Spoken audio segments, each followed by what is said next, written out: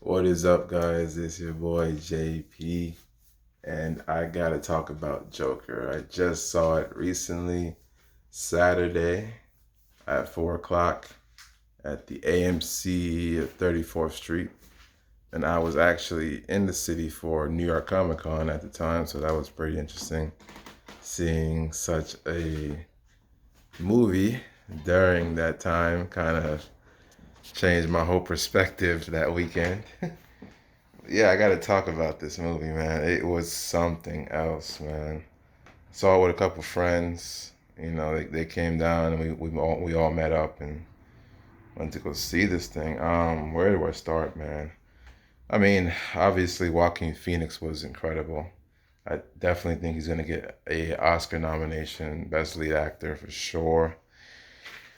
But I gotta admit to you guys, I don't know exactly what to think about this movie, man. Like, it's all over the place. It's definitely not fun. Gotta clarify that right now. If you're going to see this movie thinking you're gonna have a good time, you need to stop right now. Don't expect to be having a good time during this movie. This movie will fuck you up, to say the least. Okay, I gotta be honest here. All right, it is not that type of movie. It will have you cringing. I was cringing multiple times. Very uncomfortable scenes in there. I mean, like him doing stand up. I mean, that's not a spoiler. Or actually, no, this is spoilers. What am I talking about? I'm talking all spoilers. Like him doing stand up and not getting his jokes out, just laughing because he has this condition. If you didn't know, like if you haven't seen the movie, he it's different. Like for this Joker, he has a actual condition where like he can't stop laughing. He is uncontrollable. Like he actually carries around a card to explain to people why he can't stop laughing. Like there was this one kid on the bus that he was taking that was like, staring at him, and he like was looking back at him trying to make him laugh, because he's a clown for hire. So his job is to make children smile and whatnot. And his mom, the kid's mom, was like offended, and she was like, "Don't bother my kid." And he was laughing uncontrollably on the bus, and he had to give her the card. Yeah, I'm explaining the whole scene, but it's just like that was the most interesting thing to me about this movie was that this condition that he had. But like, it's just such a grimy film. There's a lot of like scenes in there that make you feel so uncomfortable.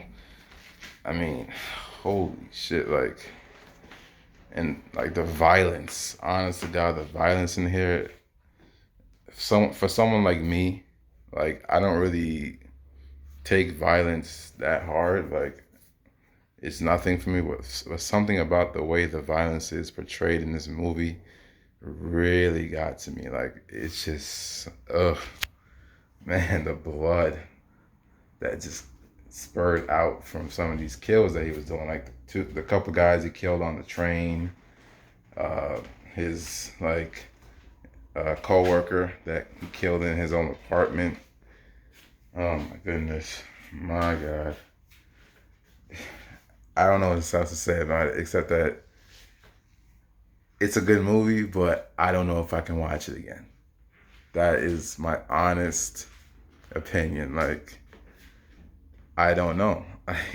I'm sure by now it's online. Someone recorded it in the theater and I can watch it again. But oh my God, just telling you what, while I was sitting in that theater, I had a tough time looking at the screens. And one scene in particular was when he was in the hospital with his mother who had a stroke, and this is after he finds out that he was adopted. Like, yeah, there's this whole subplot actually with where he was like apparently Thomas Wayne's illegitimate child, which as soon as they started revealing that, I was like, I'm not crazy about that because then that would mean that him and Bruce were brothers. And that, oh, even that whole scene where he went to visit Wayne Manor and Bruce was there outside and like he was messing around with him trying to do magic tricks and make him smile, and like he actually touched Bruce's face and lifted it up and turned into a smile. I mean, it's very, ironic. Is that the word I could use? That Joker's interacting with Bruce at such a young age, because we all know what Bruce becomes later on. He becomes Batman, of course. So yeah, very like iconic setup for what the future will be. But then apparently this movie is not gonna have any kind of sequel at all. Like no, nothing further from this. This is a one and done, which I'm kind of happy about, because if they made another one with the same tone, I don't know if I can handle it. you know, like it's great. Like I don't know if you guys don't really know me, but like I'm not afraid of certain movies. Like, but this movie, I am afraid of. I can't. I don't know if I can watch it again. But yeah, I don't know what else to say. Except that, yeah, oh yeah, I want to get to that one scene where I couldn't even look at the screen. I had to turn my head. It's basically when he killed his no, not his real mother, but the woman who raised him. Like when he takes a pillow and suffocates her, and it was like a pretty long scene. It was like a good two, maybe 3 minute scene. All I know is I had to turn my head. I could not look at the screen. I was so disturbed. And now I think I'm traumatized from that, honestly. Yeah, man. Would I recommend you go see it? Sure, if you want to, for giving you fair warning, like I said before, it is not for the weak of heart. You will, if you have any kind of soul in you, you will be disturbed by this movie in some way, somehow. Even the whole ending, oh my God.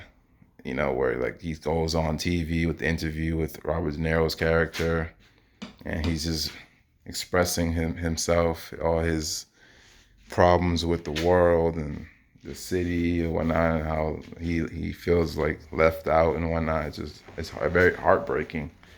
And I mean, you know what the problem is though I have with the movie? It's very predictable. Very predictable. Like a lot of the kills you see coming, except him killing his mother. That's the one. Like I mean, I kind of saw it coming, but I didn't expect the way that he did it. I didn't expect the way that he did it. I didn't see that coming. But every other kill, him killing his coworker, him killing the guys on the train.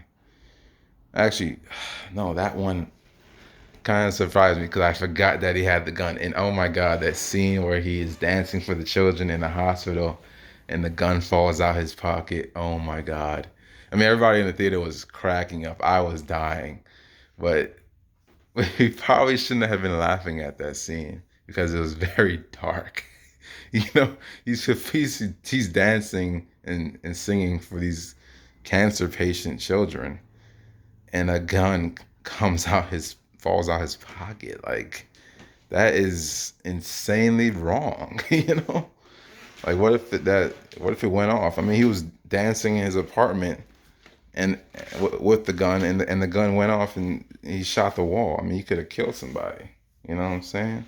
And the whole thing with Zazie Beetz' character, like him being in denial of their relationship, like I mean, good Lord, like yeah, like the whole time he thought he was dating her, and she was never there. I mean, like that was very predictable. But when he like came into her apartment all wet and everything, and she was like, "What are you doing in here? I have a daughter. Please leave." Like, and then he leaves, and our interpretation is that he just murdered her, and apparently her daughter too, which is insanely dark. Now that I think about it, good Lord, I don't know what to say. Go see it if you want. Shit. Oh, I hope the next DC movie is a little bit more upbeat. So that's all I gotta say. This is Jay Pitt's review of Joker. Thank you for watching. Please leave a like, comment, share, and subscribe. Did you enjoy Joker? To the next review. Peace.